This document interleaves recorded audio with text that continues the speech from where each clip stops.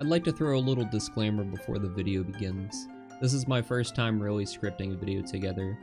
I'm mainly a Twitch streamer, but I'm beginning to really want to take my content into a different direction with some edited media. If you guys would, I would love to hear some comments on things I could improve in the next video. Thank you so much. Alright, let's do it.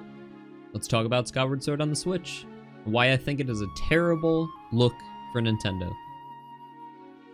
I want to start this video by saying if you want to get Skyward Sword HD, then you're perfectly fine to do so. You're free to spend your money on whatever you want. I'm not trying to tell you how to spend your own money. If you've never even played the game before, then I hope you enjoy it, because Skyward Sword is, honestly, probably one of my top 3 Zeldas. So to see more people enjoy the game that I enjoyed when I was 12 years old, that will make me so happy to see. So, enjoy it. Seriously. Go ahead. I don't care. Now you may be asking me, why is this a bad look for Nintendo? Well, it all comes down to how they're presenting it. The title of the game is definitely not lying. You know, it's Skyward Sword updated to an HD resolution. Hence the name, Skyward Sword HD. You know, makes sense. Right on paper, you're getting what you're paying for. In a technical sense. To that, I want to bring up the Wind Waker HD and Twilight Princess HD.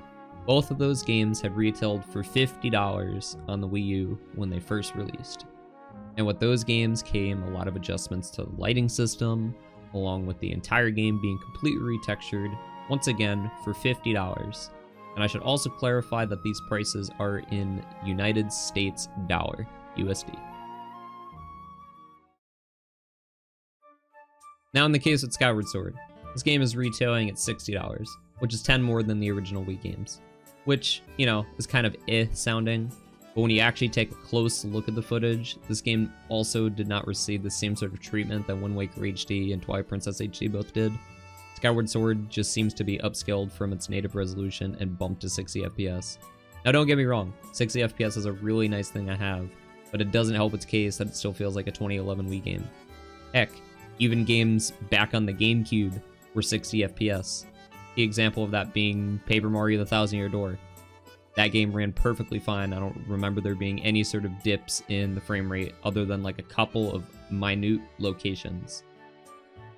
Anyways, this game feels really lacking in comparison to Wind Waker HD and Twilight Princess HD. Less effort seems to be put into this, and you're paying more for it, which seems completely unfair to the consumer.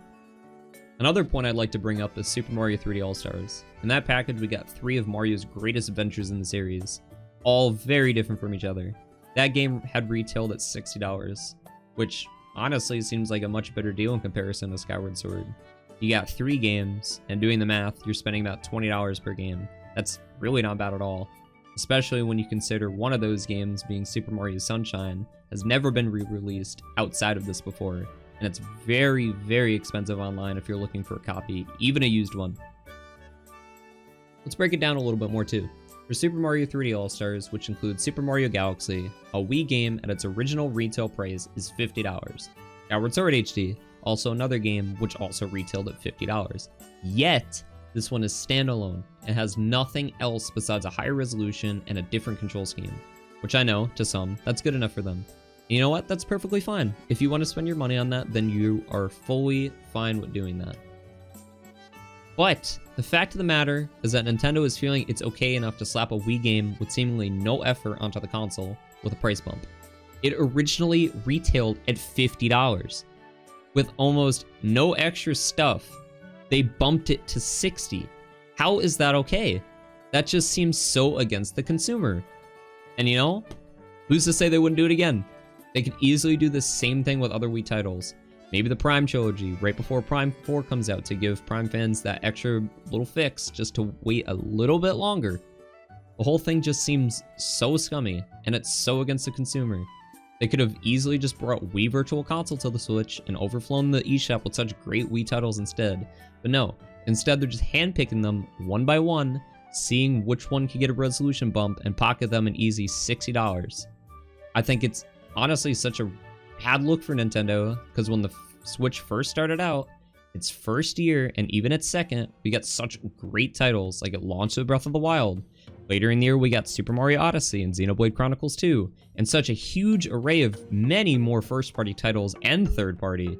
And now, in both 2020 and 2021, it seems like they're not putting nearly as much effort into their games. Like, for the last year or so, we've only gotten remakes and ports. Obviously, there are a few outliers, like Animal Crossing, but the majority of last year has just been that. And don't get me wrong, I totally understand that COVID has affected many people in the working scene, specifically in Japan with having to work at home, but we're so deep into the dark that we don't even know what's going to come.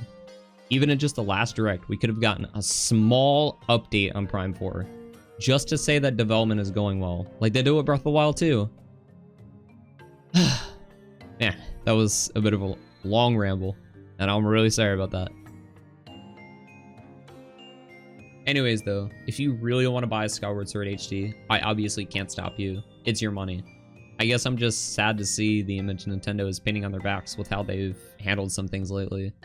I also know that the year is still very young, and there's still a lot to potentially look forward to. Like, hell, we got Directs back. We haven't had a full Direct in a year and a half. 530 days to be exact. And we got Pokemon news probably coming by the end of April, I'd say, because that's when Pokemon Snap is coming out. So we definitely have a good year ahead of us. It just didn't start out too well. Anyways, though, I'm done rambling. Thanks for watching, guys. Be sure to find me on Twitch and Twitter in the description below. Have a great rest of your day, and I will see you all in the next one. Peace.